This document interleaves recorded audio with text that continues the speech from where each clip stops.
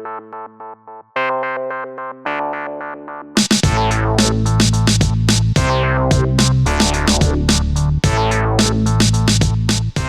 guys, welcome to the channel. I've got an Alpina Startimer Pilot Manufacture small date automatic that I want to share with you today.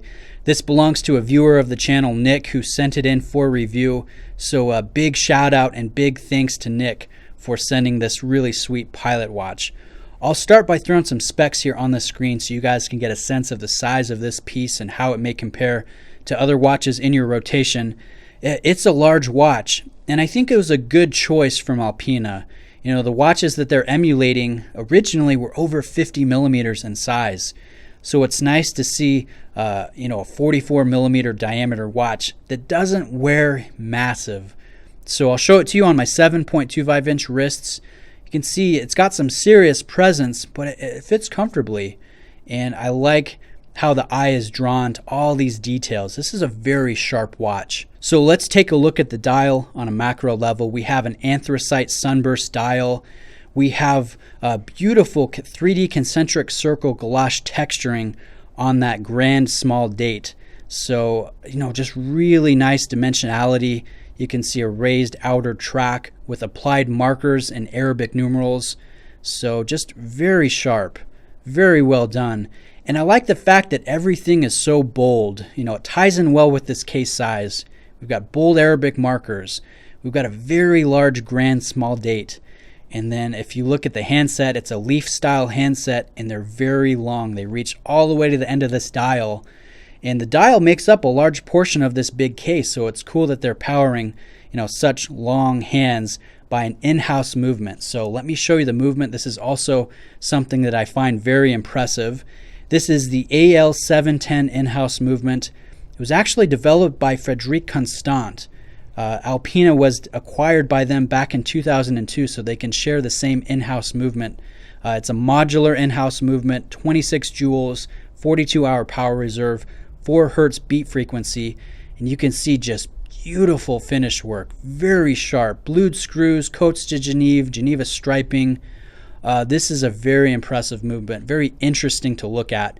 And I like that asymmetrical rotor. You can see, kind of a mountain form, an alpine form in the main portion of the rotor. And then you have this asymmetrical ring that kind of comes out to one side. So very interesting, very unique. And it's an accurate movement. This is running within chronometer specs. And it's operated by a screw-in crown, reverse cone shape that is signed with the Alpina logo.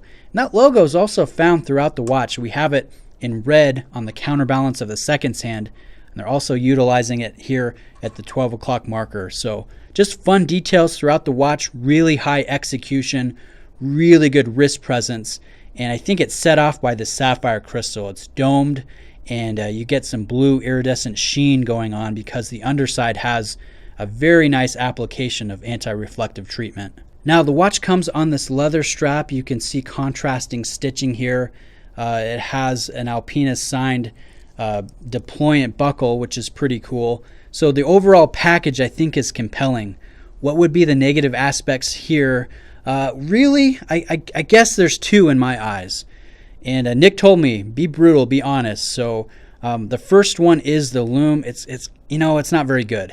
I think they're just using standard C1, so it just fades super quickly. And I would love Alpina to do just a great grade of BGW9, deep fill it in there, and just have some great low-level visibility, because this is a sharp watch and the details definitely are apparent. So that would be cool to see. The other thing is a little obscure, but Alpina was acquired, again, like I said, by Frederic Constant. And they both were acquired by the Citizen Watch Company in 2016. Citizen's a great Japanese brand, but it just makes me a little antsy as a consumer to see so much happening in a relatively short amount of time.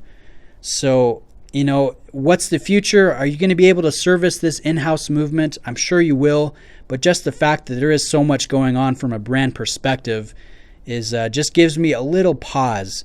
Now this retails for $25.50, which is a lot of money, but I know Nick did not pay anywhere near to that. You can find these gray market or pre-owned for incredible prices. $1,000 or less. And at that price, I just don't see how you beat this in terms of details, wrist presence, movement technology, finish work. I mean, it's just it's a really compelling watch, and I'm super grateful for Nick to sending it in. This is an underrated brand in my eyes. So anyways, big thanks to Nick. Let me know if you guys have any questions. Thanks for watching, and I'll catch you in the next video. Cheers.